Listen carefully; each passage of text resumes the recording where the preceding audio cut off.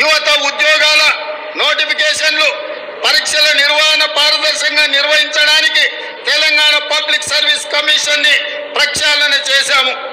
70 రోజుల్లోనే 30,000 మంది నిరుద్యోగ యువకులకు ఉద్యోగ అవకాశాలు కల్పించి ఉద్యోగ పత్రాలు ఎల్బీ స్టేడియంలో వాళ్ళ కుటుంబ సభ్యుల సమక్షంలో వాళ్ళ కళ్ళల్లో సంతోషాన్ని చూస్తూ మా ప్రభుత్వ నియామక పత్రాలను అందజేయడం జరిగింది. ఈనాడు నిరుద్యోగ యువకుల యొక్క ఉద్యోగ ఉపాధి అవకాశాలు మా ప్రభుత్వం ఎంతో ప్రాధాన్యతతో వాటిని నిర్వహిస్తున్నది. అదే విధంగా గ్రూప్ 1 నోటిఫికేషన్ ఇచ్చినాం.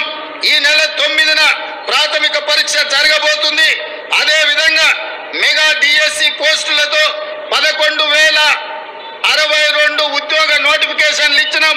తొందరలోనే ఈ టీచర్ల నియామకాలను చేపట్టడం ద్వారా తండాలలో, గూడాలలో, మారుమూల పల్లెల్లో పేదలకు విద్యను అందుబాటులోకి తీసుకొచ్చి ప్రతి పేదవాడికి విద్యను అందించాలన్న లక్ష్యమే మా ప్రభుత్వం యొక్క లక్ష్యము.